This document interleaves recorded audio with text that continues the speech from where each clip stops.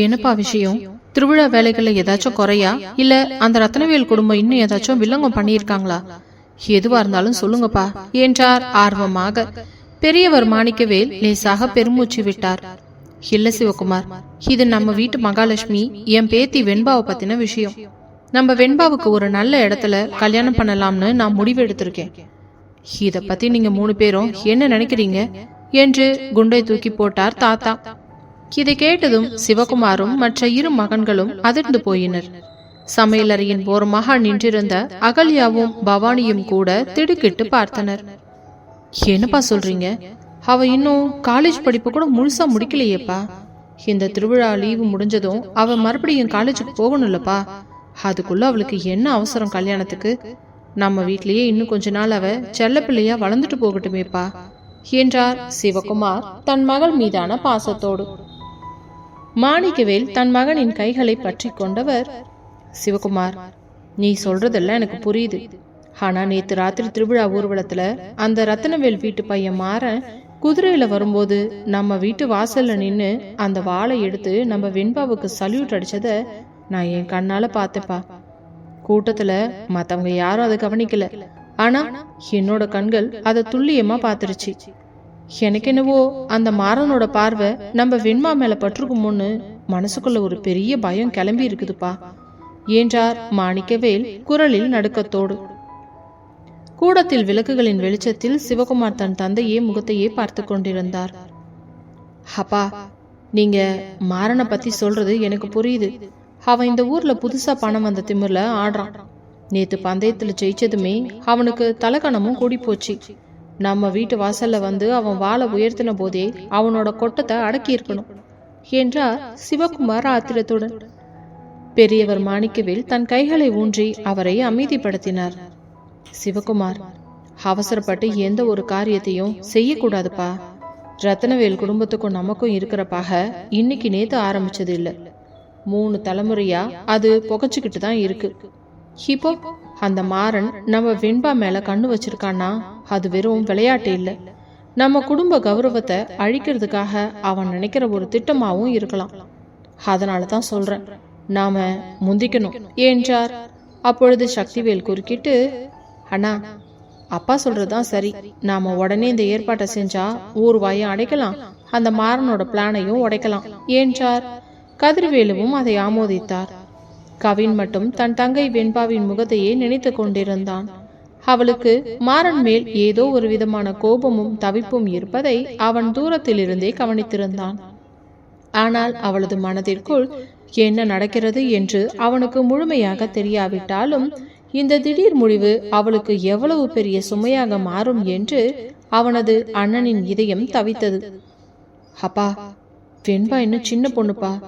அவகிட்ட ஒரு வார்த்தை கூட கேட்காம இப்படி நடுராத்திரில முடிவெடுக்கிறது சரியாப்பா என்று தயக்கத்துடன் கேட்டான். சிவகுமார் தன் மகனை கூர்மையாக பார்த்தவர், கவின், ஜமீன் வீட்டு பெண்களுக்கு குடும்பத்தோட கௌரவம் தான் முக்கியம். வெண்பாவுக்கு நம்ம குடும்பத்து மேல இருக்கிற பற்ற பத்தி எனக்கு தெரியும். அவ தாத்தா பேச்ச தட்டமாட்டா. நீ இத பத்தி மேற்கொண்டு பேசாத என்று திட்டவட்டமாக கூறினார். அதே நேரம், அப்பா, நீங்க சொல்றதுல 100% நியாயம் இருக்குப்பா. அந்த மாறன் எப்ப பார்த்தாலும் நம்ம வெண்பாவையே சுத்தி வர்றதா எனக்கும் சில தகவல்கள்லாம் வந்துச்சு. அவனுங்க நம்ம குடும்பத்தோட கௌரவத்தை கொலைக்க பாக்குறானுங்க. நீங்க எடுத்த முடிவு சரிதான்ப்பா. நாம நாளைக்கே இந்த விஷயத்த உறுதி பண்ணிடலாம் என்றார் சிவகுமார் தன் மகளின் எதிர்காலத்தை காக்க துணிந்து. ஆனால் இவர்களுக்கெல்லாம் பின்னால் நின்றிருந்த கவின் முன்னால் வந்தவனது முகத்தில் தன் தங்கை வெண்பாவின் மீதான பாசமும் அவளது திடீர் கல்யாணத்தை பற்றிய கவலையும் தெரிந்தது. ஏன்பா, ஏன் தாத்தா இப்பவே அவசர அவசரமா வெண்பாவுக்கு கல்யாணம் பண்ணணும்னு நினைக்கிறீங்க? இன்னும் கொஞ்ச நாள் அவ நம்ம வீட்டுல எல்லார் கூடயும் சேர்ந்து சந்தோஷமா இருக்கலாம்ல. படிப்பு முடிகிற வரைக்கும் ஏன் நம்ம வெயிட் பண்ணக்கூடாது? எனக்கு என்னவோ வெண்பாவோட படிப்பு தான் முக்கியம்னு தோணுது என்று கவின் கூறினான். அவனுக்கு வெண்பாவின் மனசுக்குள் என்ன இருக்கிறது என்று தெரியாவிட்டாலும் தன் செல்ல தங்கைக்கு இப்படி அவசர அவசரமாக நிச்சயம் நடப்பதை அவனால் தாங்கிக் கொள்ள முடியவில்லை.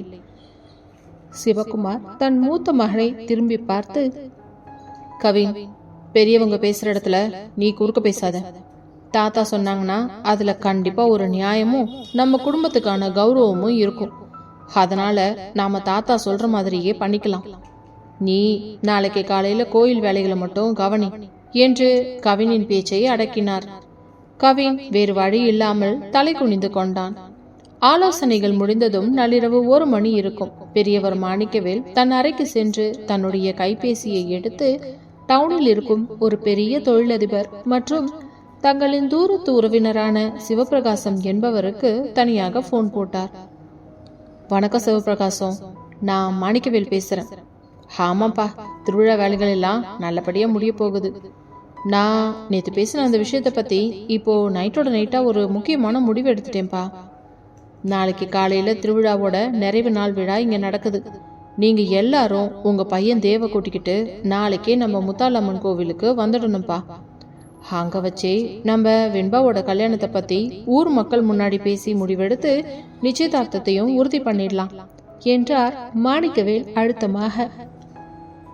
எதிர்த்தரப்பில் சிவபிரகாசம் மிகவும் சந்தோஷமாக, கண்டிப்பாங்க ஐயா, உங்க வீட்டுல சம்பந்தம் பண்றதே எங்களுக்கு பெரிய கௌரவம் தான். நாளைக்கு காலையில நாங்க எல்லாருமே அங்க வந்துடுறோம் என்று சொல்லிவிட்டு போனை வைத்தார். போனை வைத்த பெரியவர் மாணிக்கவேல் ஜன்னல் வழியே விண்மீன்களை பார்த்தபடி, முத்தாலம்மா, என் ஜமீன் கௌரவத்தையும் என் பேத்தியோட வாழ்க்கையையும் நீ தான் காப்பாத்தணும். நாளைக்கு இந்த ஊர்ல எந்த புது பிரச்சனையும் தலை தூக்க கூடாது என்று தனக்குள்ளேயே சொல்லிக்கொண்டு அடுத்த நாள் பொழுது எப்பொழுது விடியும் என்று ஆவலோடு காத்து கொண்டிருந்தார். மறுநாள் காலை வாடாமுல்லை கிராமத்தின் திருவிழா இறுதி நாளின் விடியல் அத்தனை அழகாக இருந்தது. மஞ்சள் நீராட்டு விழாவிற்காக ஊரே தயாராகி கொண்டிருக்க மாடி அறைக்குள் வெண்பா கண்ணாடி முன்னாடி நின்று கொண்டு தன்னை மிகவும் அழகாக அலங்காரம் செய்து கொண்டிருந்தாள். நேற்று மாறன் மதகு பாலத்தில் பேசிய அந்த ஆழமான காதல் வார்த்தைகள் அவளது நெஞ்சில் இன்னும் பசுமையாக இருந்ததால் அவளது முகத்தில் ஒரு பேரொளி வீசியது.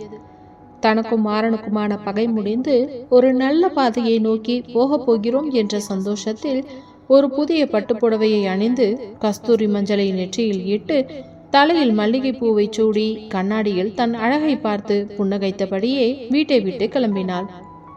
அவளது இதயம் முழுவதும் மாறனை பற்றிய நினைவுகளும் அவனது காதலின் திமிரும் தான் நிறைந்திருந்தன. ஆனால் வீட்டிலிருந்து கிளம்பும் போது அவளோட முகத்தில் இருக்கும் இந்த சந்தோஷம் திருவிழா முடிஞ்சு வீட்டுக்கு திரும்பி வரும்போது அவளுக்கு இருக்குமான்னு கேட்டா நிச்சயமா இல்லைன்னு தான் சொல்லணும். ஏன்னா வெண்பாவுக்கு தான் தன் தாத்தா மாப்பிள்ளை பார்த்திருக்கிற விஷயமே இன்னும் தெரியாதே. காலை 10 மணியளவில் முத்தாலம்மன் கோவில் திடல் மக்கள் கூட்டத்தால் நிரம்பி வழியந்தது. திருவிழாவின் இறுதி நாள் பூஜை மற்றும் மஞ்சள் நீராட்டு விழா நடந்து கொண்டிருக்க ஜமீன் குடும்பத்தினர் அனைவரும் முதல் வரிசையில் கம்பீரமாக அமர்ந்திருந்தனர். திடீரென்று கோவிலின் வாசலில் 2 பெரிய சொகுசு கார்கள் வந்து நின்றது. காரில் இருந்து இறங்கினார் தொழிலதிபர் சிவபிரகாசம். அதோடு அவரது மனைவி அவரது ஒரே மகன் தேவும் இறங்கினான். தேவ் பெயருக்கு ஏற்றாற் போல ஒரு ராஜகுமாரனை போல அத்தனை லட்சணமாக இருந்தான். மாநில தோற்றம், கூர்மையான நாசி, ஒழுங்காக வாரப்பட்ட தலைமுடி, படித்தவனுக்கே உரிய விவேகமான கண்கள். லண்டனில் MBA படித்துவிட்டு வந்து தன் தந்தையின் பல கோடி ரூபாய் பிசினஸை கவனித்து வரும் ஒரு பெரும் தகுதியான மாப்பிள்ளை. அவனது உடை மற்றும் தோரணையில் ஒரு தனி நாகரிகமும் மரியாதையும் அப்பட்டமாக தெரிந்தது. கிராமத்து மண்ணிற்கு வந்திருந்தாலும் அவனது கம்பீரமும் அழகும் தனித்து தெரிந்தன. அவர்களை பார்த்ததும் பெரியவர் மாணிக்கவேலும் சிவகுமாரும் எழுந்து போய் கௌரவமாக வரவேற்க, வாங்க சிவபிரகாசம், வாப்பா தேவ் என்று மாணிக்கவேல் தேவின் தோள்களை பற்றி பாராட்டினார். அவர்கள் அனைவரையும் வெண்பா அமர்ந்திருந்த இடத்திற்கு அருகில் கூட்டி வந்து உட்கார வைத்தனர். பெரியவர் மாணிக்கவேல் கூட்டத்தை பார்த்து கைகளை கூப்பி பேசத் தொடங்கினான். ஊர் பெரியவங்களே, நம்ம முத்தாலம்மன் திருவிழா இன்னைக்கு நல்லபடியா நிறைவடையுது. இந்த மங்களகரமான நேரத்துல நம்ம ஜமீன் குடும்பத்தோட மூத்த மக வெண்பாவுக்கும் தொழிலதிபர் சிவபிரசாகத்தின் மகன் தேவுக்கும் கல்யாணம் பண்ணலாம்னு நாங்க பெரியவங்க பேசி முடிவெடுத்திருக்கோம். இதோ ஊர் மக்கள் முன்னாடி இந்த திருவிழா மேடையில வச்சே இந்த வரனை நாங்க உறுதிப்படுத்துறோம் என்று பெரியவர் மாணிக்கவேல் இடி முழக்கமாக அறிவித்தார். இந்த அறிவிப்பை கேட்டதும் ஒட்டுமொத்த கோவில் திடலும் கைத்தட்டல்களாலும் மங்கள ஒலிகளாலும் அதிர்ந்தது. ஆனால் வெண்பாவின் ஒட்டுமொத்த உலகமும் அந்த ஒரு நொடியில் அப்படியே நொறுங்கி தரைமட்டமானது போல இருந்தது. அவளது இதயம் துடிப்பதை நிறுத்தியது போல ஒரு பிரம்மை. அவளது கண்கள் விரிந்தன. முகத்தில் இருந்த அத்தனை சந்தோஷமும் மறைந்து அவமானம், அதிர்ச்சி, வேதனை என எல்லாம் கலந்து அவளது முகம் வெளுத்து போனது. அவள் தனக்குள்ளேயே கதறினாள், தாத்தா, என்ன இது? எனக்கு கல்யாணமா? அதுவும் மாறனை விட்டுட்டு வேறொருத்தனோடவா என்று மனதளவில் ரொம்ப உடைஞ்சு போய் அழுது கொண்டே நின்றாள். அதே நேரத்தில் கோவில் திடலின் மறு எல்லையில் தன் ஆட்களுடன் நின்று கொண்டிருந்த மாறன் இந்த அறிவிப்பை கேட்டு அதிர்ச்சியின் உச்சியில் நின்றான். அவனது கையில் இருந்த தங்கவாள் லேசாக நடுங்கியது. அவனது கண்கள் அப்படியே சிவப்பாக மாறி எருமலையாக வெடித்தன. தன் கண் முன்னாடியே தன் வெண்பாவை வேறொருத்தன் கைப்பிடிக்கப் போவதையும் கேட்ட மாறனின் நெஞ்சு கோபத்தாலும் ஏக்கத்தாலும் துடித்தது. அவனது பல்லை கடித்து தாரை எறும்புகள் இறங்கின. அவனது ஒட்டுமொத்த ரத்தமும் முகத்தில் ஏறி ஆக்ரோஷமாக மாறியது. அதுவும் இந்த திருவிழா மேடையில வச்சேவா என்று அவனது உள்மனது ஆக்ரோஷமாக கத்தியது. அவன் தன் ஆட்களை தள்ளிவிட்டு முன்னால் வர முயன்றான். ஆனால் சுற்றிலும் இருந்த ஊர் மக்களின் கூட்டமும் ஜமீன் குடும்பத்தின் பாதுகாப்பு வளையமும் அவனை தடுத்தன. அவன் தூரத்திலிருந்தே வெண்பாவை வெறித்து பார்த்தான். அவனது கண்கள் கோபத்தாலும் ஏமாற்றத்தாலும் சிவந்து போயிருந்தது. வெண்பா, என் முகத்துக்கு நேரா ஜமீன் திருன்னு காட்டின உன்னோட இந்த வீரம் உன் தாத்தா முன்னாடி மண்டிட்டுடுச்சா? இந்த மாறனோட காதல் விட உனக்கு உங்க அப்பா சிவகுமாரோட வரட்டு கௌரவம் தான் பெருசா போயிடுச்சுல்ல என்று அவனது பார்வை அவளிடம் கேள்வி கேட்டது. வெண்பா மாறனின் அந்த பார்வையை பார்த்தபோது அவளது இதயம் துண்டாக்கப்பட்டது போல இருந்தது. அவளது கண்களிலிருந்து கண்ணீர் வழிவதை கண்ட மாறன் அவளது தவிப்பை புரிந்து கொண்டான். ஆனால் அவளது மௌனமான சம்மதம் அவனது காதலை அடியோடு அசைத்து பார்த்தது. இல்ல, இந்த மாறன் தோற்று போக மாட்டான். வெண்பா, நீ எனக்கு சவால் விட்டவன் மட்டுமில்ல, என் நெஞ்சில காதலை விதைச்சவடி. உன்னை வேறொருத்தன் கைப்பிடிக்கிறத இந்த மாறன் உயிரோடு இருக்கிற வரைக்கும் பார்க்க மாட்டான் என்று தன் மனத்திற்குள் சபதம் எடுத்துக்கொண்டு அங்கிருந்து தன் பைக்கை எடுத்து மின்னல் வேகத்தில் பறந்தான். அவனது ஆக்ரோஷம் அந்த ஊரையே உலுக்கியது. கோயிலில் தன் தாத்தா ஊர் மக்கள் முன்னிலையில் அறிவித்த அந்த திருமண நிச்சயம் வெண்பாவின் உலகத்தையே சுக்குநூறாக உடைத்தெறிந்தது.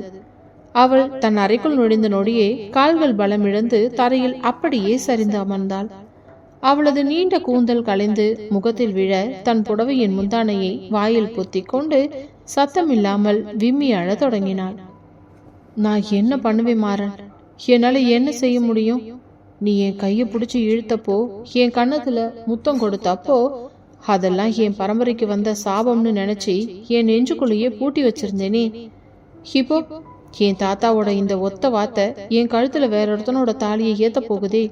இதை நான் யார்கிட்ட சொல்லி அழுவேன் என்று அவளது உள்மனம் இரத்த கண்ணீர் வடித்தது. அவள் யாருக்கும் தன் காதலை சொல்லவில்லை.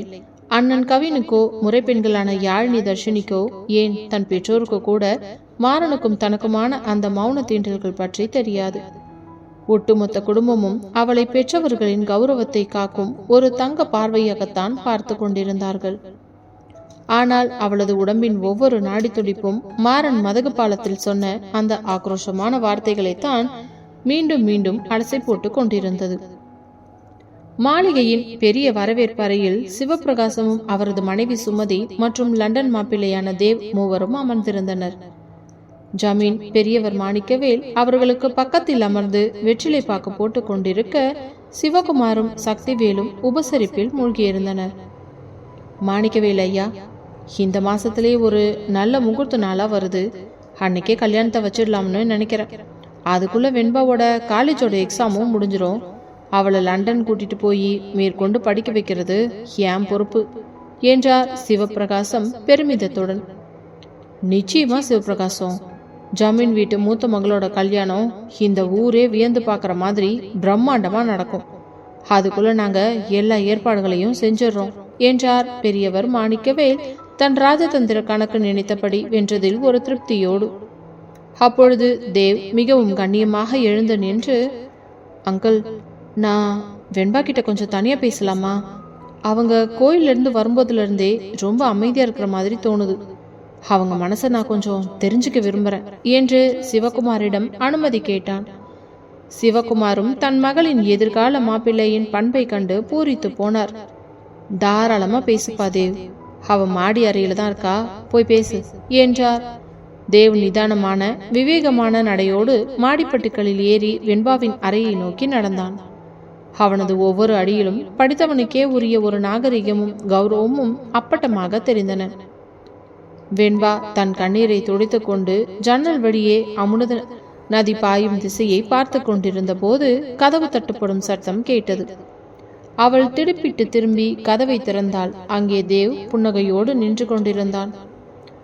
உள்ள வரலாமா வெண்பா என்று அவன் கனிவாக கேட்க, வெண்பா வேறு வழி இல்லாமல் விலகி நின்று வழிவிட்டாள்.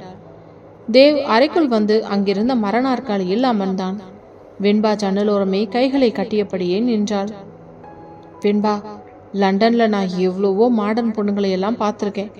ஆனா உங்ககிட்ட இருக்கிற இந்த அமைதியும் இந்த தமிழ் பாரம்பரிய அழகும் எனக்கு ரொம்ப பிடிச்சிருக்கு. ஆனா கோயில்ல தாத்தா கல்யாணத்தை பத்தி சொன்னப்போ உங்க முகம் அப்படியே வெளுத்து போச்சு. உங்களுக்கு இந்த கல்யாணத்துல முழு சம்மதம் இல்லைல தானே?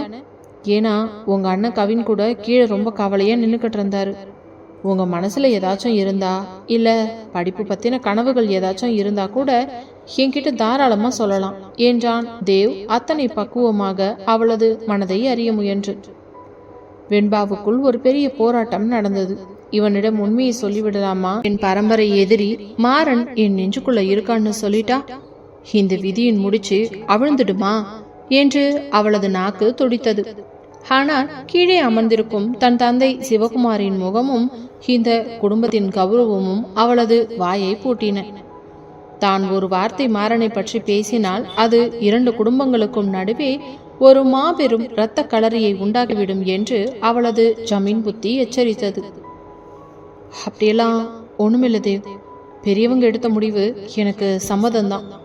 திருவிழா வேலைகளோட களைப்பு, அப்புறம் திடீர்னு கல்யாணம்னு சொன்ன உடனே வந்த ஒரு சின்ன பதற்றம், அவ்வளவுதான் என்று தன் நெஞ்சில் பேரிடியை தாங்கிக் கொண்டு இயந்திர பொம்மையைப் போல போய் சொன்னாள் வெண்பா. தேவும் அவளது பேச்சை நம்பி லேசாக புன்னகைத்தவன், தேங்க்ஸ் வெண்பா, உங்களை நான் எப்பவும் சந்தோஷமா வச்சிருப்பேன். நீங்க எதை நினைச்சும் கவலைப்படாதீங்க என்று நன்கு பழகும் விதமாக பேசிவிட்டு விடை பெற்றான். அதே நேரத்தில் மாடி பால்கனியின் ஓரத்தில் கவின் தன் கைகளை சுவரில் முட்டியபடி தீவிரமான சிந்தனையில் நின்றிருந்தான். அவனுக்கு பக்கத்தில் யாழினியும் சோகமாக ஹரிணியும் நின்றிருந்தனர். மாமா, வெண்பா ஏன் இவ்வளோ அமைதியா இருக்கா? அவளுக்கு இந்த கல்யாணத்துல முழு சம்மதம் தானா? அவ முகம் பார்க்கறதுக்கே எனக்கு ரொம்ப கஷ்டமா இருக்கு. அவ காலேஜ் படிப்பு முடியறதுக்குள்ள ஏன் தாத்தா இவ்வளோ அவசரப்படுறாரு என்று யாழினி தன் மாமனின் தோளை தொட்டு கேட்டாள். கவின் பலமாக பெருமூச்சு விட்டவன், யாழினி, என் தங்கச்சியோட முகத்தை என்னாலேயே பார்க்க முடியலடி. அவ எப்பவுமே துருன்னு இருக்கிறவர். இன்னைக்கு ஒரு வார்த்தை கூட பேசாம அமைதியா இருக்கா. நேத்து மாறன் நம்ம வாசல்ல வந்து வாழை உயர்த்தினதுதான் தாத்தாவை இந்த அளவுக்கு அவசரப்பட வச்சிருக்கு. ரத்னவேல் குடும்பத்து மேல இருக்கிற பரம்பரப்பாக என் தங்கச்சியோட படிப்புக்கும் வாழ்க்கைக்கும் நடுவே இப்படி வந்து நிக்கும்னு நான் நினைக்கவே இல்லை என்றான் கவின் தன் செல்ல தங்கையின் திடீர் மாற்றத்தை கண்டு தவிக்கும் ஒரு அண்ணனின் பாசத்தோடு. அங்கே வந்த சரணும் புகழேந்தியும் கூட அமைதியாக நின்றனர். கவின், பெரியவங்க முடிவெடுத்துட்டாங்க. ஆனா அந்த மாறன் சும்மா இருக்கிற ஆள் இல்ல. அவன் பந்தயத்துல ஜெயிச்ச வேகமும் இன்னைக்கு கோயில்ல அவனோட கண்ணுல பார்த்த அந்த ஆக்ரோஷமும் எனக்கு ஒரு விஷயத்த தெளிவா காட்டுது. அவன் இந்த ஊர்ல ஏதோ ஒரு பெரிய புயலை கிளப்ப போறான் என்றான் சரண் தன் வழக்கமான ஆழமான விவேகத்துடன். புகழேந்தி தன் மீசையை முறுக்கிக் கொண்டு, சரண், நீ சொல்றதும் நியாயந்தாண்டா. அக்கா முகத்துல இருக்கிற அந்த சோகத்தை என்னால பார்க்கவே முடியல. இந்த ஜமீன் வேலைக்கு முன்னாடி அவ அமைதியா ஒத்துக்கிட்டாலும் அந்த மாறனோட சும்மா இருக்க மாட்டான்டா என்றான். வெண்பாவின் மனதில் மாறன் இருக்கிறான் என்பது இவர்களில் யாருக்கும் தெரியாது என்றாலும் மாறனின் குணத்திற்கும் ஜமீன் கௌரவத்திற்கும் நடுவே ஏதோ ஒரு பெரும் மோதல் வெடிக்கப் போகிறது என்பதை மட்டும் அந்த இளைஞர்கள் உணர்ந்திருந்தனர். நள்ளிரவு 1 மணி. வாடாமுல்லை கிராமமே தூக்கத்தின் மடியில் ஆழ்ந்திருந்தது. ஆனால் அமுத நதியின் கரையோரம் இருக்கும் அந்த பழைய மூலிகை குளக்கரை மட்டும் அன்று பெரும் ஆக்ரோஷத்தின் சாட்சியாக நின்றது. மாறன் தன் பைக்கை ஆற்றங்கரை ஓரமாக வீசிவிட்டு குளக்கரையின் படிக்கட்டுகளில் அமர்ந்து மது குப்பிகளை காலி செய்து கொண்டிருந்தான். அவனது கண்கள் கோபத்தாலும் ஏமாற்றத்தாலும் இரத்த களரியாக மாறியிருந்தன. என்னை விட்டுட்டு வேறொருத்தனை கல்யாணம் பண்ண ஒத்திக்கிட்டியா வெண்பா என் முகத்துக்கு நேரா திமிரு காட்டின உன்னோட அந்த வீரம் உன் தாத்தா முன்னாடி மண்டிட்டுடுச்சா? இந்த மாறனோட காதலை விட உனக்கு உங்க அப்பா சிவகுமாரோட வரட்டு கௌரவம் தான் பெருசா போச்சு என்று மாறன் கத்தினான்.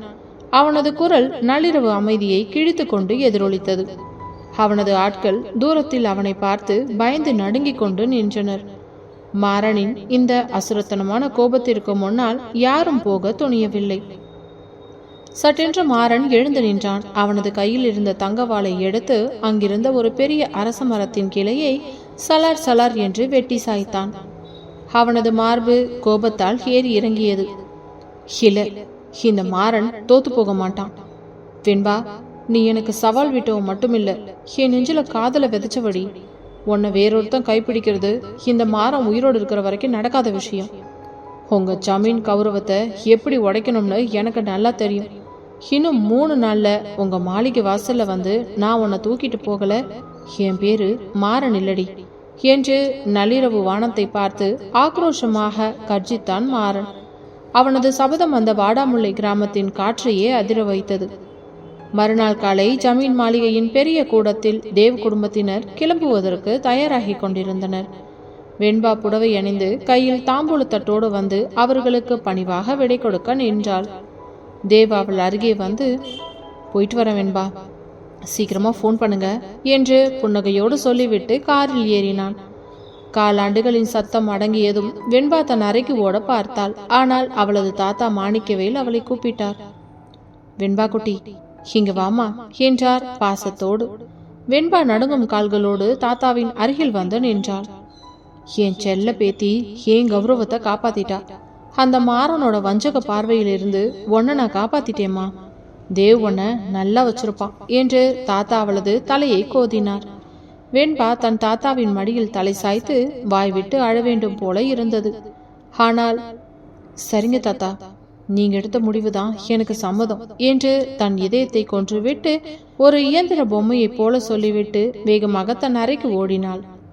அவள் ஜன்னல் வழியே தூரத்து மலையை பார்த்தபோது அவளுக்கு தெளிவாக தெரிந்தது, மாறன் நிச்சயமாக சும்மா இருக்க மாட்டான்.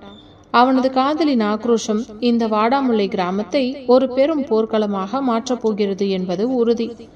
அந்த அமுத நதியின் கரையோரம் நள்ளிரவில் வீசிய அந்த ஆக்ரோஷ காற்றில் மாறன் உதிர்த்த சபதத்தின் சுவடுகள் கூட இன்னும் காய்ந்திருக்கவில்லை. ஆனால் விதியின் சக்கரம் எதை பற்றியும் கவலைப்படாமல் வாடாமுல்லை கிராமத்தின் அடுத்த விடியலை நோக்கி நகரத் தொடங்கியிருந்தது. மார்கழி மாதத்தின் பனிப்பொழிவு அன்று சற்று அதிகமாகவே இருந்தது. ஜமீன் மாணிக்க விலாசம் மாளிகையின் பிரம்மாண்டமான வாசலில் அதிகாலையிலேயே பந்தல் போடுவதற்கான மூங்கில் கம்புகளும் தென்னங்கீற்றுகளும் லாரிகள் இருந்து இறக்கப்படும் சத்தம் தெளிவாக கேட்கத் தொடங்கியது. ஊர் முழுக்க ஜமீன் மூத்த மகள் வெண்பாவின் திருமண பேச்சுதான் பிரதானமாக ஓடிக்கொண்டிருந்தது. மாடி அறையின் ஜன்னல் திரையை மெதுவாக விலக்கி வாசலில் நடக்கும் அந்த பரபரப்பான திருமண வேலைகளை வெறித்து பார்த்து கொண்டிருந்தாள் வெண்பா. அவளது முகம் தூக்கமில்லாத இரவுகளால் லேசாக வெளுத்து போயிருந்தது. நேற்று தேவ் அவளது அறைக்கு வந்து பேசிய அந்த நாகரிகமான பேச்சும் அவளது கைகளை பற்றிய அந்த தீண்டலும் அவளுக்குள் ஒவ்வொரு சலனத்தையும் ஏற்படுத்தவில்லை. மாறாக தனக்கு முழு சம்மதம் என்று தாத்தாவின் கௌரவத்திற்காக அவள் சொன்ன அந்த ஒற்றை போய் இப்பொழுது அவள் கழுத்தையே நெரிக்கும் பாசக்கயிறாக மாறிவிட்டதை நினைத்து அவளது நெஞ்சு விம்மியது. எல்லாரும் என்னை இந்த வீட்டோட மகாலட்சுமின்னு கொண்டாடுறாங்க. ஆனா என் மனசுக்குள்ள ஒரு அசுரனை பூட்டி வச்சுக்கிட்டு நான் படுற வேதனை இந்த முத்தாலம்மனுக்கு கூடவா புரியல? மரண், நீ பந்தயத்துல ஜெயிச்சப்போ உன் கண்ணில் பார்த்த அந்த திமிரும் நந்தவனத்துல என் வழிய மறிச்சு நீ பேசின அந்த ஆக்ரோஷமும் இப்போ எனக்குள்ள ஏன் பயத்தை விட ஒரு தவிப்பு அதிகமாக்குதுன்னு எனக்கே தெரியலையேடா என்று தனக்குள் முணுமுணுத்தபடி தன் மல்லிகை பூச்சூடிய கூந்தலை கைகளால் அள்ளி முடிந்து கொண்டாள். அவளது காதல் இந்த ஜமீன் சுவர்களுக்குள் மாட்டிக்கொண்ட ஒரு ஊமை பறவையாக தவித்துக் கொண்டிருந்தது. மதிய நேரம் நெருங்கியதும் மாளிகையின் பெரிய கூடத்தில் பட்டுப்புடவைகள் மற்றும் நகைகள் வாங்குவதற்கான திருமண தரகர்களும் டவுன் ஜவுளிக்கடை ஆட்களும் வந்து குவிந்திருந்தனர். பிரம்மாண்டமான தேக்குமர மேசையின் மீது பளபளக்கும் காஞ்சிக்கப்பட்ட புடவைகளும் வைர நகைகளும் அடுக்கப்பட்டிருந்தன. அகல்யாவும் பவானியும் தேன்மொழியும் தங்களின் நாத்தரார்களான மீனாட்சி, கற்பகம் ஆகியோருடன் சேர்ந்து புடவைகளை தேர்வு செய்து கொண்டிருந்தனர். பெரியவர் மாணிக்கவேல் திண்ணையில் அமர்ந்து ஊர் பெரியவர்களுடன் திருமண பத்திரிகையில் அச்சிட வேண்டிய ஜமீன் வம்சாவளி பெயர்களை பற்றி தீவிரமாக விசாரித்துக் கொண்டிருந்தார். அகல்யாக்கா, இந்த மெரூன் கலர் பட்டுப்புடவையை பாருங்க, நம்ம வெண்மாவுக்கு சும்மா ராஜகுமாரி மாதிரி பொருந்தோல்ல. அந்த லண்டன் மாப்பிள்ள தேவ் பக்கத்துல நம்ம பொண்ணு நிக்கிற அழக பாக்கிறதுக்கே 2 கண்ணு பத்தாது என்றாள் பவானி ஒரு பிரம்மாண்டமான புடவையை அள்ளி தன் கைகளில் ஏந்தியபடி. அகல்யா தன் மகளின் அறை இருக்கும் மாடி பக்கமாய் பார்த்துவிட்டு லேசான கவலையோடு, புடவையெல்லாம் நல்லாத்தான் இருக்கு பவானி, ஆனா வெண்பா நேத்துல இருந்து ஒரு மாதிரி அமைதியாவே இருக்கா. கல்யாண பேச்சு ஆரம்பிச்சதுல இருந்தே அவ முகத்துல ஒரு சின்ன சிரிப்பு கூட என்னால பார்க்க முடியல.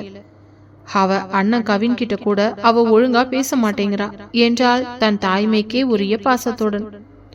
அங்கம்மாள் பாட்டி ஊஞ்சலில் அமர்ந்தபடி குறுக்கிட்டு, அகல்யா, நீ சும்மா தேவையில்லாம போட்டு குழப்பிக்காத. ஜமீன் வீட்டு பொண்ணுங்க கல்யாண பேச்சு எடுத்தா கொஞ்சம் அடக்கொடக்கமா அமைதியா தான் இருப்பாங்க. அவளுக்கு நம்ம குடும்ப கௌரவம் என்னன்னு நல்லாவே தெரியும். அவ தாத்தா பேச்சை மீற மாட்டா. நீ போய் அவளை கூட்டிட்டு வா என்று உத்தரவிட்டார். மாடியில் பால்கனியில் கவின் தன் கைகளை கட்டியபடியே வாசலில் பந்தல் போடும் ஆட்களை கவனித்துக் கொண்டிருந்தான். அவனது முகம் தன் தங்கை வெண்பாவின் திடீர் மௌனத்தை எண்ணி கவலையில் தோய்ந்திருந்தது. அவனுக்கு பக்கத்தில் நின்றிருந்த யாழினியும் ஹரிணியும் கூட அமைதியாக இருந்தனர். மாமா, வெண்பா இன்னும் அவ ரூம் விட்டு வெளியிலேயே வரல மாமா. காலையில காஃபி கொண்டு போய் கொடுத்தப்ப கூட காஃபியை வாங்கி அப்படியே ஒரு ஓரமா வச்சுட்டு ஜன்னலையே விரிச்சு பார்த்துட்டு இருக்கா. அவகிட்ட ஏதோ ஒரு பெரிய மாற்றம் தெரியுது. எனக்கு ஏனோ பயமா இருக்குது மாமா என்றாள் யாழினி தன் மாமனின் கைகளை பற்றி கொண்டு. கவின் ஒரு நீண்ட பெருமூச்சை வெளிப்படுத்தியவன், யாழினி, வெண்பாவோட மனசுல என்ன இருக்குதுன்னு எனக்கே புரியலடி. அவ எப்பவுமே இந்த வீட்டுல துள்ளி துள்ளி குதிச்சுட்டு இருக்கிறவ இப்போ ஒரு இயந்திரம் மாதிரி நிக்கிறது என் நெஞ்சையே வதைக்குது. தாத்தாவும் அப்பாவும் அவசரப்பட்டு இந்த முடிவை எடுத்திருக்க கூடாதுன்னு என் உள் மனசு சொல்லுது.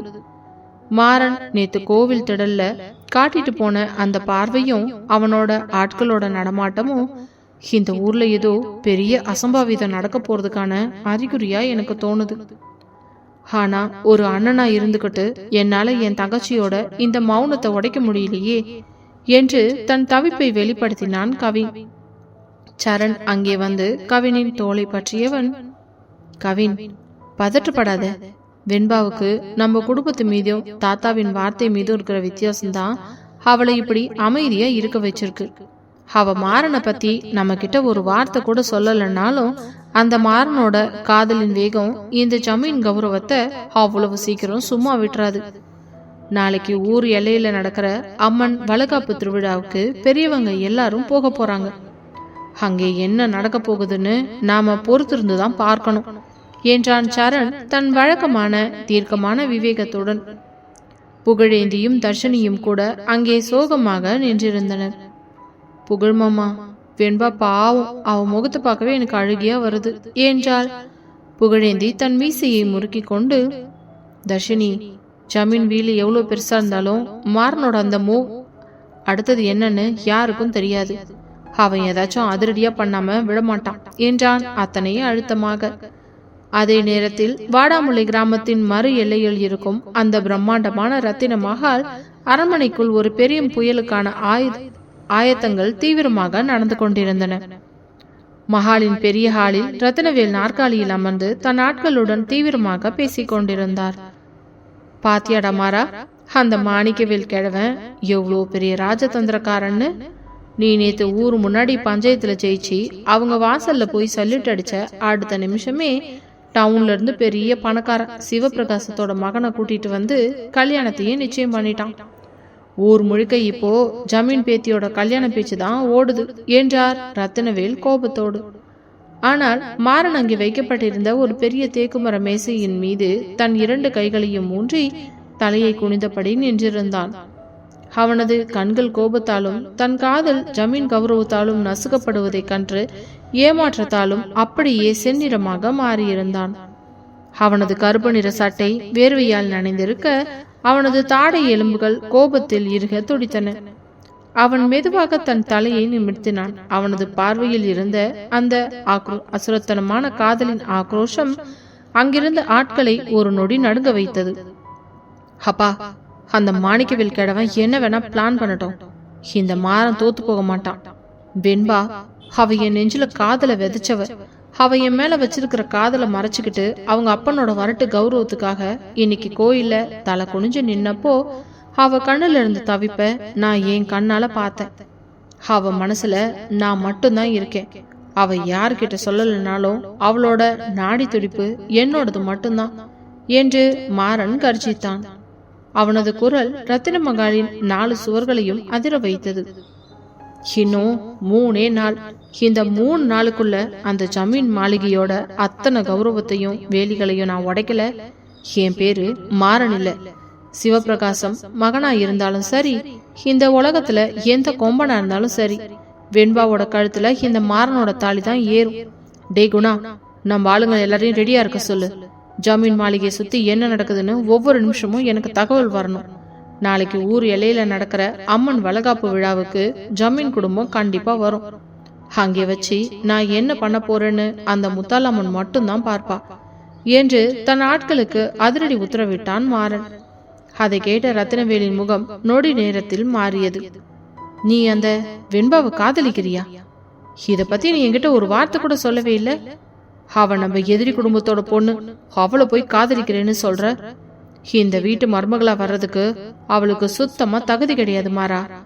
தயவு செஞ்சு உன் மனசை மாத்திக்கும் என்றதும் மாறன் அவரை திரும்பி பார்வையால் சுட்டரிப்பது போல முறைத்தவன் அங்கிருந்து வேகமாக சென்று விட்டான்.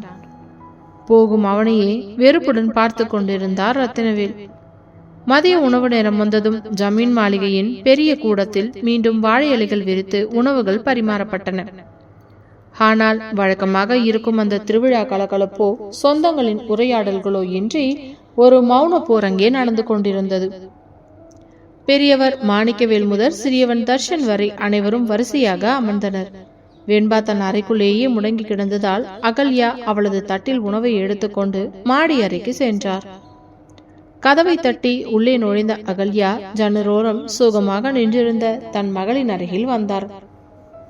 வெண்பா, இந்தாம்மா, காலையிலேருந்து நீ ஒரு பருக்க சோறு கூட உன் வயிற்றுல வேலை.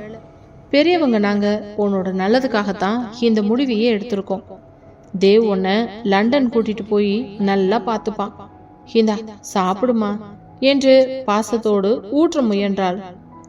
வெண்பா தன் அம்மாவின் கைகளை பற்றி கொண்டு கண்களில் தேங்கிய கண்ணீருடன், அம்மா எனக்கு பசி இல்லம்மா, நீங்க போய் சாப்பிடுங்க, நான் அப்புறமா சாப்பிட்டுக்கிறேன் என்று தன் நெஞ்சில் எரியும் நெருப்பை மறைத்து விட்டு தன் அம்மாவை தேற்ற முயன்றாள்.